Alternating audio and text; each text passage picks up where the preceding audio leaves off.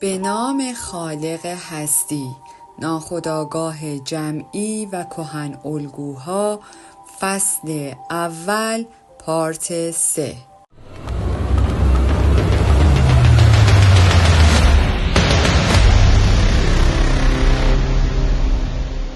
هیچ کس با کلیت این موضوع مخالف نیست. هیچ کس رومی ها را مجبور نکرد که انبوهی از مکتب‌های فکری آسیایی را وارد کشور خود کند، همانگونه که اغلب گفته می شود اگر مسیحیت واقعاً برای قبایل آلمانی بیگانه بود، پس چرا وقتی که نفوذ و اعتبار لژیون‌های رومی از میان رفت، این قبایل به سادگی آن را رد نکردند؟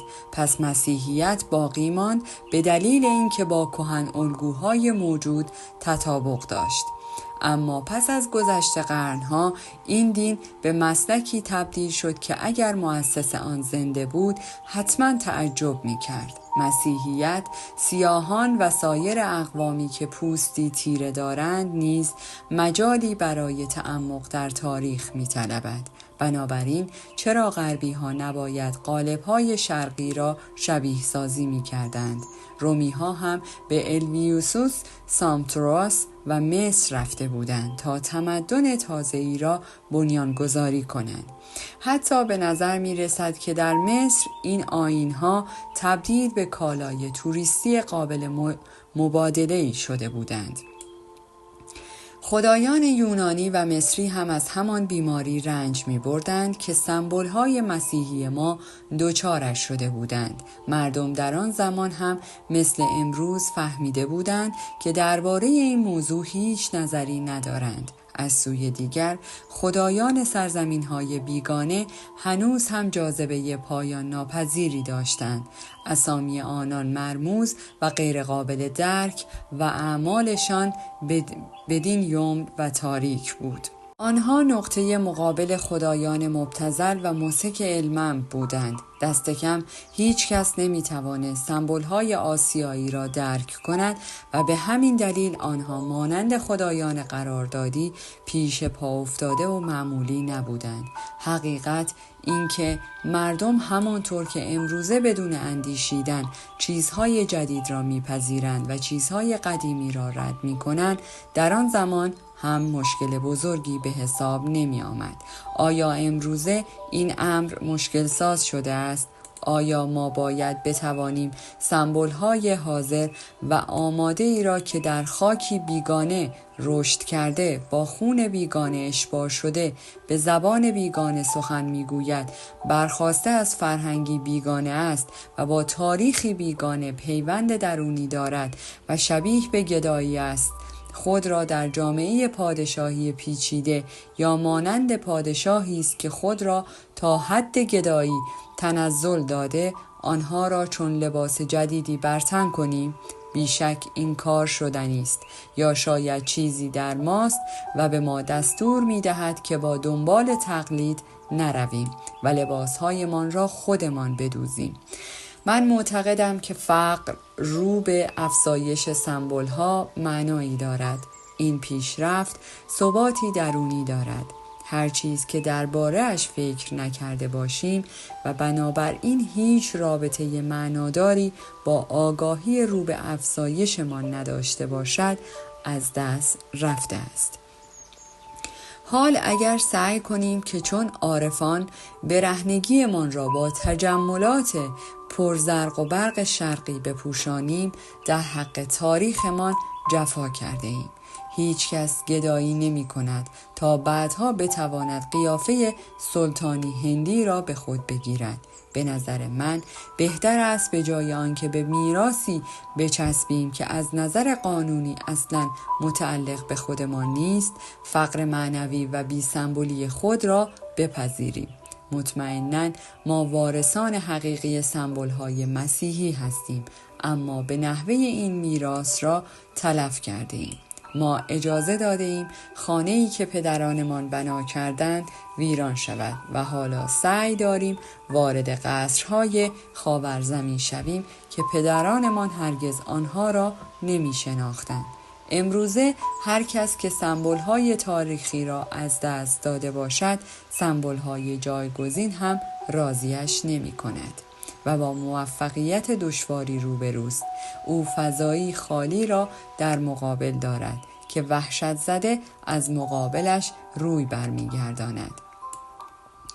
بدتر این که این فضای خالی با ایده های سیاسی و اجتماعی پوچ پر می شود که همگیشان به دلیل پوچی معنوی آشکار می شوند. اما اگر او نتواند با این تعصبات مذهبی و فضل فروشان کنار بیاید، مجبور می شود حتی یک بار هم که شده به طور جدی به خدا اعتماد کند. اگرچه با این کار ترس او از همه چیز تشدید می شود. این ترس توجیه کاملا موجهی دارد، چون در جایی که خدا از همه به آدمی نزدیکتر است، خطر هم در منتهای نهایت خود است. پذیرش فقر معنوی خطرناک است، چون انسان بیچاره خواسته هایی دارد و هر کس که خواسته هایی داشته باشد صدماتی را متوجه خود می نماید. یک ضرب المثل سوئیسی به خوبی این امر را تبیین می کند. پشت هر مرد ثروتمند شیطانی کمین کرده و پشت هر مرد فقیری 2 شیطان ایستادند. درست همانطور که مسیحیت پیمان فقر دنیوی ذهن را از ثروت‌های زمین منحرف می کند، فقر معنوی نیز ثروت‌های دروغین روح را تقبیح می نماید تا پسمانده های تأسف آوری که امروز خود را کلیسای پروتستان می نامند کنار بزند. همه تجملات بدبوی شرقی را هم نامیده می گیرد تا نهایتاً فقط به خودش بپردازد، جایی که تحت تأثیر نور خیره کننده آگاهی سترونی و پوچی دنیا را به بسیاری از ستاره ها تعمیم دهد. ما این فقر را از پدرانمان به ارث برده ایم. من درس‌هایی را که از پدرم فرا گرفتم به خوبی یاد دارم. تعالیم مذهبی من را خیلی خسته می کرد.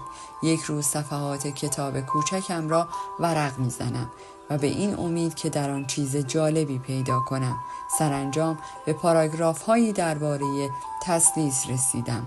این موضوع به سرعت توجهم را به خود جلب کرد و من بی‌صبرانه منتظر بودم که درسم به آن بخش از کتاب برسد. اما وقتی به درسی که آن همه منتظرش بودم رسیدم، پدرم گفت ما از این قسمت رد می شویم، چون خودم هم نمی توانم سر و تهش را به هم بیاورم.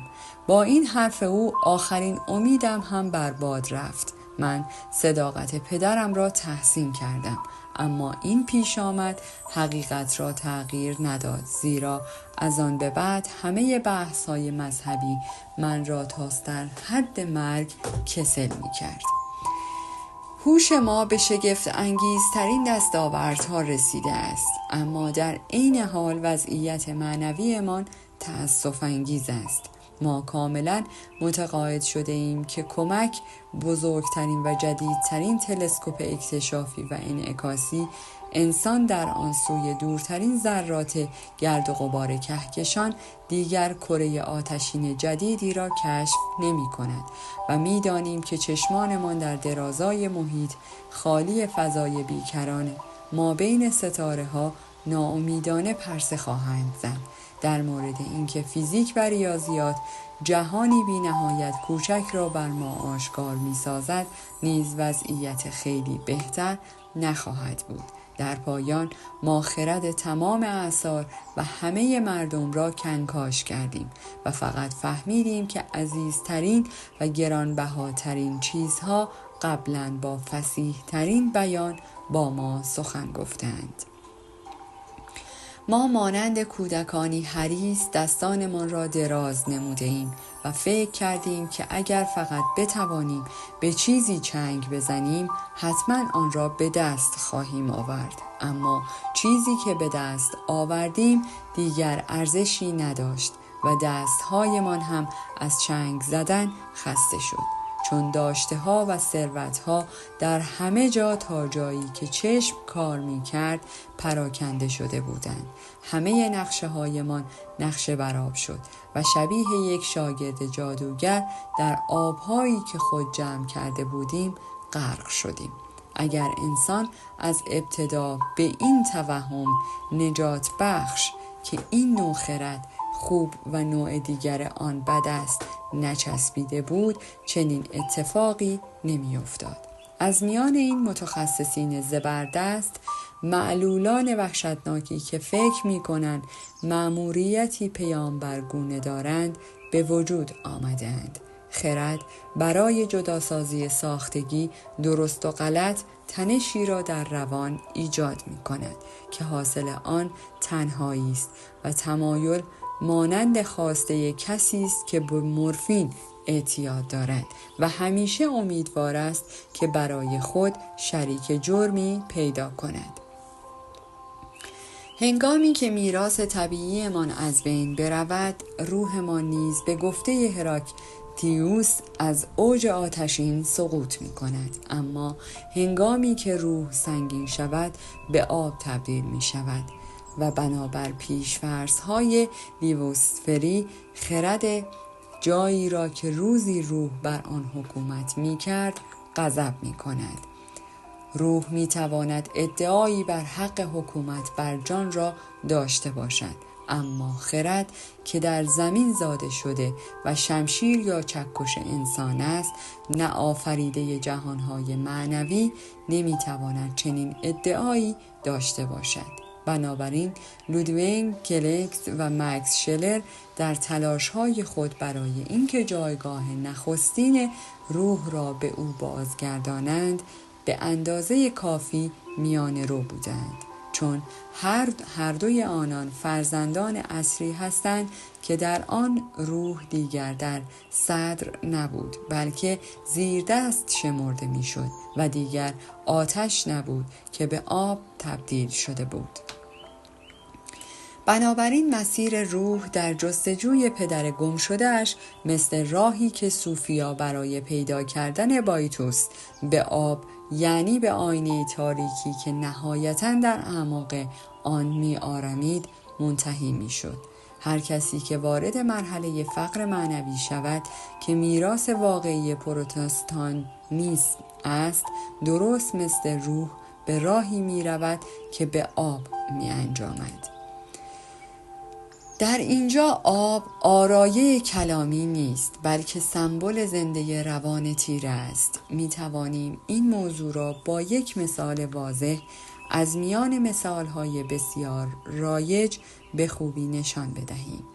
یک متخصص الهیات پروتستان اغلب این رویا را می بیند.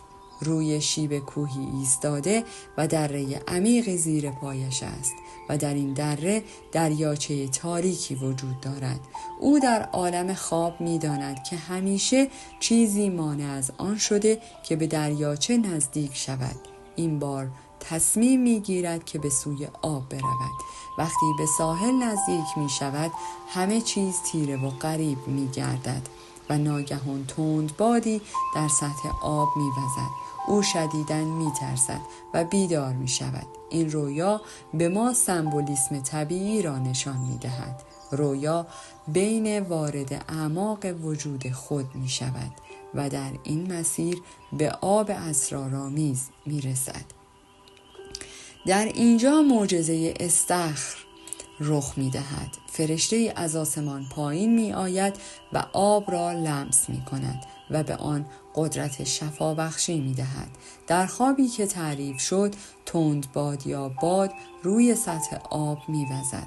لازم است آن مرد پایین بیاید و به سوی آب برود تا معجزه ورود آن به زندگی را فعال کند. اما تنفس روح بر سطح آب تیره غریب است، مثل همه چیزهایی که دلیلش را نمی‌دانیم چون به ما تعلق ندارند. این موضوع نشانه ای از یک حضور ناپیداست، یعنی خدایی که نه انتظارات انسان و نه دسیسه های اراده به آن جان نداده است و قایم به ذات است. و کسی که فکر کند روح فقط همان چیزی است که او باور دارد و یا چیزی است که خودش آن را آفریده یا در کتاب‌هایی گفته شده یا مردم درباره‌اش سخن می‌گویند، لرزه بر اندامش می‌افتد. اما وقتی کسی به طور ناگهانی با آن روبرو می شود، تبدیل به موجودی شبحناک می شود و آن وقت ذهن ساده‌لوح پر از ترس می گردد. بزرگان قبیله الگونی در کنیا خدای شب که او را خالق ترس می نامند، دقیقاً وی را به همین شکل توصیف می نمایند. آنها میگویند او مثل تند باد سردی به سوی شما می آید و شما می لرزید، یا صفیرکشان از میان علفهای بلند می گذرد. او پان آفریقایی است که در ساعات اسرارآمیز نیمروز میان نیها می خرامد، فلوتش را می نوازد و چوپانها را می ترساند. بنابراین در عالم خواب نفس باد شبان دیگری که گله ای را به چرا میبرد میترساند. این چوپان در تاریکی شب از ساحلی پر از نی در دره عمیق روان میگردد. آری، چیزی که قبلا روحی آتشین بوده در قلمرو طبیعت در میان درختان و صخره‌ها و آبهای روان فرود آمده، مانند پیرمرد داستان زرتشت نیچه که چون از آدمها خسته شده به جنگل می رود تا به افتخار خالق در کنار خرسها غرش کند. اگر می خواهیم گنجینه ای را که میراث پدرانمان است بیرون بکشیم، مطمئناً باید راه آب را دنبال کنیم که همیشه به سوی پایین می رود. در سرودهای عرفانی درباره روح، والدینی پسرانشان را به دنبال مرواریدی می‌فرستند که از تاج پادشاه افتاده است. مروارید در ته چاه عمیقی فرو افتاده است که اژدهاهایی در سرزمین مصری‌ها از آن مراقبت می‌کنند. سرزمین این شنوش و خوشگذرانی و مستی با همه ثروت‌های مادی و معنویش، پسر و وارث به راه می‌افتند تا جواهر را به دست بیاورند، اما در مجالس میگساری مصریان وظیفه‌اش را فراموش می‌کند تا وقتی که نامه پدرش موجب بیداریش می‌شود تا به یاد آورد که چه وظیفه‌ای بر عهده دارد. او سپس به سوی آب می رود و به اعماق تاریک چاه وارد می شود و در کف چاه مروارید را به دست می آورد و در پایان آن را به خدای خدایان تقدیم می نماید. این ترانه برای نقل در مجالس سروده شده و به زمانی تعلق دارد که از چندین منظر به دوره ما شباهت دارد. انسان نگاه می کرد و منتظر بود که ناگهان یک ماهی از اعماق آب بیرون آید. این ماهی سمبل نجات دهنده، یعنی کسی بود که شفا میداد. وقتی مشغول نگارش این خطوط بودم، نامه ای از ونکوور به من رسید که نویسنده اش را نمی شناختم. خوابهای نویسنده که همیشه درباره آب بود او را گیج کرده بود. تقریباً هر بار که خواب می‌بینم خوابم درباره آب است. یا دارم حمام می‌کنم یا توالت سرریز می‌کند، یا یک لوله می‌ترکد، یا خانه‌ام به لب آب کشیده شده، یا یکی از آشنایانم را می‌بینم که در آب غرق می‌شود، یا سعی می‌کنم از آب بیرون بیایم یا حمام می‌کنم و آب از وان حمام سرریز می‌شود و غیره. آب رایج‌ترین سمبل ناخودآگاه است. دریاچه‌ای که در میان است. ناخودآگاه است که در جای اصلیش، یعنی در لایه زیرین خودآگاه قرار دارد و اغلب از آن به نیمه خودآگاه تعبیر می شود و آن را به شیوه تحقیرآمیزی با خودآگاه پست‌تر مرتبط می دانند. آب روح دره و اژدهای آبی تاو است. بنابراین از نظر روانشناسی آب به معنای جانی است که در ناخودآگاه وجود دارد و از این روی خواب متخصصین الهیات مستقیما به وی میگوید که او میتواند در کنار آب کارکرد روحی پویا را مثل معجزه شفا پیدا کردن در استخر تجربه کند. به نظر می رسد که وارد شدن به اعماق همیشه بر کل صحنه مقدم است. در این راستا عالم الهیات دیگری خواب دید که بر بلندای کوهی نوعی قصر جام مقدس را می بیند. او وارد جاده‌ای شد که ظاهراً یک راست به پای کوه می رسید و به آن بالا می رفت. اما وقتی نزدیکتر شد در نهایت ناامیدی مشاهده کرد که پرتگاه عظیمی بین او و کوه قرار دارد. شکاف عمیق و تاریکی که آب زیرزمینی در ته آن جریان داشت راه شیبداری به سوی ته دره می رفت و پس از پیچ و خمهای زیاد از سوی دیگر کوه بالا می رفت. اما این چشم انداز دلنشین نبود و آن مرد از خواب بیدار شد. در اینجا نیز رویابین که تشنه رسیدن به ارتفاعات درخشان است ابتدا باید از اعماقی تاریک بگذرد. پس به نظر می رسد که این کار شرط لازم برای صعود از همه ارتفاعات است. انسان محتاط از خطراتی که در اعماق تاریک وجود دارد برحذر می نماید، اما از موهبتی که یک سفر شجاعانه اما خطرناک در پی دارد نیز بی نصیب می ماند. موضوعی که خواب به آن اشاره دارد با مقاومت شدید ذهن خودآگاه روبرو می شود و روح را چیزی می داند که فقط در ارتفاعات می توان به آن دست یافت. به نظر می رسد که روح همیشه از بالا می آید، در حالی که هر چیز پست و بی ارزشی از پایین می آید. برای کسانی که این گونه می اندیشند، روح به معنای آزادی مطلق است و پناهگاهی برای همه جهانهای ترسویی است که نمی خواهند با دیگران تفاوت داشته باشند. اما آب زمینی و قابل لمس است و در بدن غریزه محور جریان دارد مثل خون و جریان آن. بوی حیوانی، شهوت همراه با هوای نفسانی ناخودآگاه همان روان است که از روشنایی خودآگاه که از نظر ذهنی و اخلاقی شفاف است گذشته و به سیستم عصبی وارد شده که برای قرن‌هاست به تعلق خاطر معروف شده است. این سیستم مثل سیستم نخاعی بر دریافت انسان و فعالیت‌های ماهیچه‌ای تأثیر ندارد. در نتیجه محیط را کنترل می‌کند. اما با وجود آنکه عملکرد این سیستم نیازی به اندام‌های حسی ندارد، تعادل زندگی را حفظ می‌کند و به کمک مسیرهای اسرارآمیز سیستم عصبی نه تنها درباره زندگی درونی سایر موجودات به ما اطلاعاتی می‌دهد، بلکه بر آنها نیز تأثیر درونی می‌گذارد. پس از این نظر سیستم عصبی سیستمی جمعی است که بنیاد علمی همه جنبه‌های مشارکتی عرفان را تشکیل می‌دهد، در حالی که سیستم نخاعی وقتی که جدا از ویژگی‌های من برتر در نظر گرفته شود بیشترین کاربرد را دارد و فقط سطوح و چیزهای بیرونی را همیشه به کمک فضا به عنوان واسطه درک می‌کند.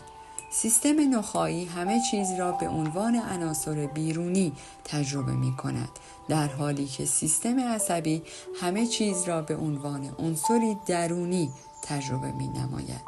بیشتر تصور می شود که ناخودآگاه به نوعی بخشی از شخصیت و درونی ترین قسمت زندگی ماست، چیزی مثل قلب از نگاه انجیل که آن را منبع همه افکار شیطانی می داند. در شریان‌های قلب خونی شرور جاری است، مزاج‌ها، خشم شدید و ضعف‌های نفسانی. ناخودآگاه از دیدگاه خودآگاه اینطور به نظر می‌رسد. در پایان از شما دوستان عزیزم می‌خواهم برای حمایت بیشتر ما کانال ما را به دوستان خود معرفی کنید. برای انرژی بیشتر ما رو لایک کنید و برای ادامه پرقدرت‌تر سابسکرایب. تا درودی دیگر، درود و 200 بدرود.